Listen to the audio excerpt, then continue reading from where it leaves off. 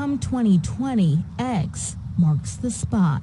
Driver's license have all kinds of identifying information. They have your height, they have your eye color, they have the color of your hair, they have your photo, they have your address, and they also have a gender marker. But if you're a non-binary person and you don't identify as female or you don't identify as male, how does a police officer who pulls you over, for a speeding ticket or a hotel clerk know how to address you? If you have the gender non-binary marker, it prompts them to ask you for your pronouns, right? And that way, you start being treated appropriately right from the get-go. Pennsylvania drivers will be given a gender-neutral X option in the new year instead of F or M. For non-binary people, those who identify as all genders other than male or female, man or woman, this is a huge win. Drivers like Mars Belsky, who identifies as non-binary, says it's been a long time coming. To me, it's important because when people see the male or female indicator, and then if you don't present what they know to be female or male, it becomes kind of frustrating because then there's the looking and then who are you, what are you doing, your sex indicator on your thing says this, but you don't look like it.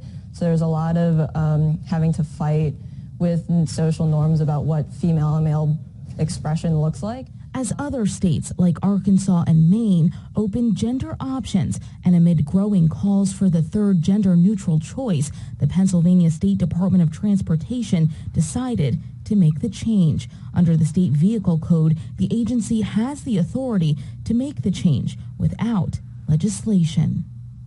It's very validating because one of the things that I often say to people is that there are more of us out there than you think. There are people who present one way and they know that they are non-binary or gender fluid. And so they, like me, can pass, and then you have to have people in your culture or in your society who accept you. But it's nice and it validates that PennDOT probably had experiences with their own employees as well as the people around them in their society. Yeah. But in a state like Pennsylvania, not everyone is eager for the change to take effect. Conservative lawmakers and community leaders have already voiced their concerns.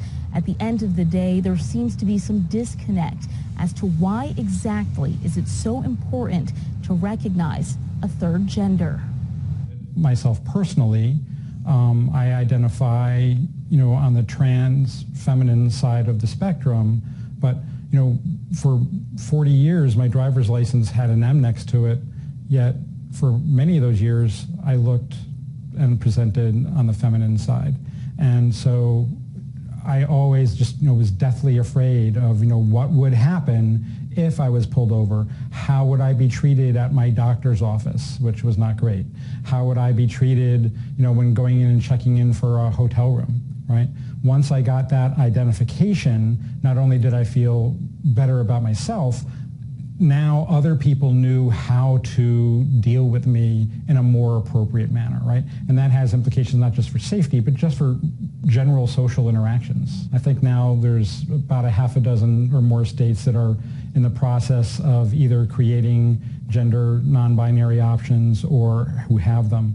But it's just one step along the way. And I could take my Pennsylvania ID with my non-binary marker on it and go to Nebraska, and they're not going to treat me appropriately because they don't respect that non-binary identity, right? With about 28,000 respondents, the 2015 U.S. Transgender Survey is the largest survey ever devoted to the lives and experiences of trans people. 32% of those surveyed reported being verbally harassed, denied benefits or service, asked to leave, or assaulted when they showed an ID with a name or gender that didn't match their outward expressed gender. And I remember going to a club, and that was the case, and that time, and my ID still says F under the sex indicator, and I'd hand the ID, and they pulled me to the side, and they looked me up and down, and there was a whole to-do. And getting pulled over is stressful on its own, on top of having that indicator on my license, on top of the way I express gender, on top of being a minority, is just a lot of stress all at once. So there have been a lot of instances where like not even just my ID, just like having to constantly come out to every new place I go to. It's always a big risk that's ran. And 2/3 of those surveyed didn't have their preferred gender on identification documents. My birth name was Marissa, and then when I transitioned to being Mars, it was very frustrating. It was very hard because I kind of forgot that all of my legal paperwork said what it said. You want the person on the receiving end to treat you with respect, to refer to you with the appropriate pronouns, to treat you in a way that all humans should be treated. And when people on the receiving end of the license can see that somebody has an X designation on their license, they're not going to immediately call them Mr. or Mrs. or Sir or Ma'am.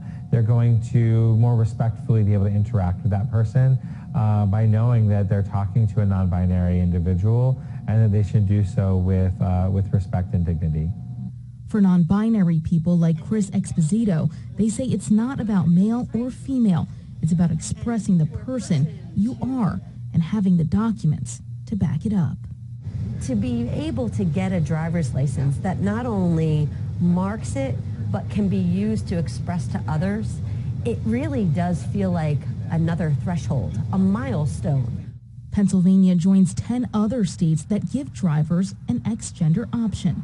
Reporting from Bethlehem, Pennsylvania, I'm Casey Lopez for PBS 39 News Tonight.